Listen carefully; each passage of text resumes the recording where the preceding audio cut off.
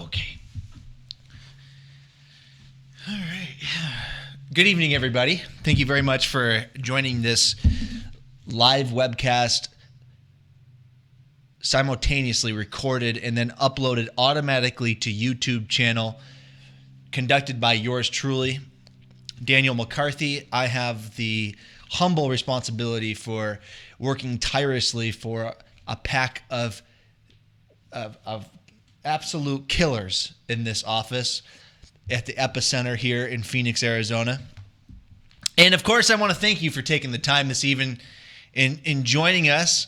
I do have a few things to share with you, but I was reminded that today was Valentine's Day.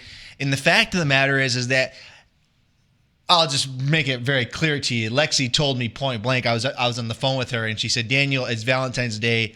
You're ridiculous for holding a meeting." I think maybe even her feelings are hurt a little. I don't know. But the point is that either way, she said to keep this extremely brief this evening, and she said she'd be surprised if anybody actually watches this live, and probably a few will only watch the recording. But I differed with that. I kind of figured that Valentine's Day you'd want it. Never mind.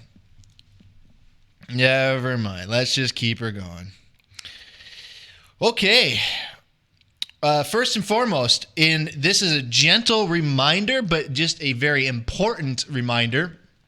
Last week, Lexi and Tanya went over the new products and some of the new things that were going to be rolled out at the convention.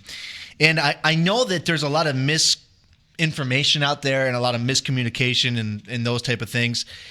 I really want to make sure that everybody within this company, the distributors, are really aware of the position that we are in as a company, because I find that there's some confusion sometimes with products and those things. We actually have a unique position because we have a lot of organizations that are coming to us on a daily basis wanting us to help them with their product. There's a lot of manufacturers, there's a lot of great ideas, there's a lot of great inventions and those type of things, but it's really hard to have the recipe to be able to distribute the products. And that's what we are. You, me, and the group of us, we work tirelessly to do what? It's to share our products with the world. And the truth is that we have a ton of people that come to us with new products. Some of those products are products that maybe have been around, or they're similar products, or whatever the case may be. All I'm explaining to you is that what you see here, should probably turn my ringer off. What you see as far as our new products and what you will actually have in your hands at the time of convention when we roll out a group of new products.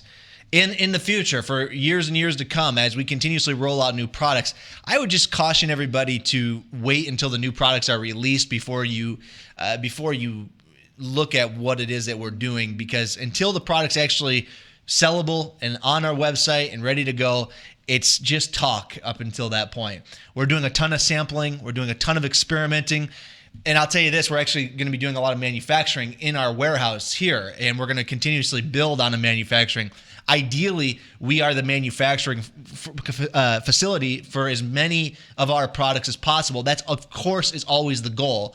But in some cases, if there's a great manufacturer and a great product, we will take those products on. But my point is that I just would caution everybody to, before you make an assumption or just wait until something is rolled out. That's all I'm going to say about the products.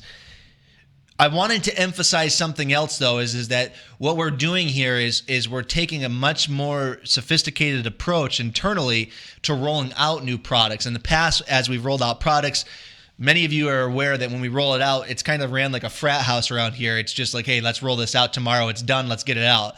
Well, we're trying to be much more systematic about the way that we are rolling things out.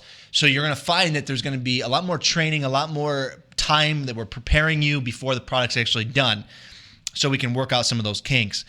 So with that being said, February 28th, one of the things that is important is we are going to be discussing the changes to our compensation structure that we're going to be making. And these changes are significantly impressive as far as I'm concerned. These are changes that are going to be welcomed by a lot of people. And I think many of you, as a matter of fact, the folks that are a part of the Leadership Council that have seen a preview of some of those changes, the only thing that I've heard is amazing comments. So I want to emphasize that in 2 weeks from today, on the 28th of the month of February, I'm going to be going over those changes. So it's imperative that everybody puts that in their calendar and you are prepared for me to go over those changes with you, because I'm going to be taking that time, of course, to do that. And I hope that everybody becomes very familiar with those changes as quickly as possible to decrease the learning curve. Oh, the international relationships. I had one of our distributors who happens to be someone who is near and dear to me. I love her. I really do. I love her as a distributor. She, I was talking, communicating with her. I'm not going to mention any names. I love all of our distributors, but I mean, some of you, obviously, I know on a personal relationship. You've been with us for a while, or whatever the case may be. I hope I get to know everybody like that. But the point is that some of you, obviously, just for sake of time, I know better than others. But you get my point. Anyways, one of our distributors who's been with us for a while said to me something that happened yesterday that came out, and I can't tell you how much it frustrates me when I hear that things that we've done at corporate aren't being translated, are not being communicated properly. It's something I've really tried to work on. That's why I really put these meetings together, is so that I can obviously bring information as it's happening, type of thing. And I will admit, nothing is sure proof. There's going to be things that are missed in translation. I may say something that later on people don't realize what I said, or whatever the case may be. My point is that when it comes to international relationships, and when it comes to the international distribution of our product, let's just focus on Makeup Eraser. In order for us to launch as an MLM into any country that we want to go into, we have a significant issue, because it takes a tremendous amount of resources in order for us to go into those countries, any country, even a neighboring country such as Canada. And I am very serious about launching MLM in other countries. However, in the meantime, before we're able and capable of launching MLM into other countries, what we've done is we've created an environment where we have our distributors having the capabilities of selling product into those countries. That creates some logistical problems in a lot of cases, because, as you know, some countries' regulations in terms of bringing product into their country, it's not that simple. It's not like you can just send product in. So what we typically allow the distributors to do is establish reseller relationships with brick and mortar resellers in that country, and we treat them like a normal reseller here. And it's messy. It's messy. I can't explain it any other way. It's a messy side of our business. There's a lot of loose ends with it. Every country has their own requirements. There's imports, taxes, legal. It's a nightmare. And I never want to stop our distributors from being able to do it. If there's a way to make money for our distributors, I want our distributors to be able to make money. But from time to time, in certain countries, if there's an opportunity to align ourselves with a partnership in that country that will be beneficial for the company as a whole, and I can negotiate the right deal, then I'm going to do the deal. So for instance, we have a partner in some countries that they're amazing partners, and they have an exclusive relationship, whereas you as a distributor can still fulfill reseller accounts that you've established. So for instance, even though we have an exclusive partner in that country, the terms of the agreement, they understand, because of the dynamics of our company, and that we have these animal reps. I mean, I'm talking the best reps in the country, the best reps in the world. I mean, I'm very clear when I'm negotiating a deal.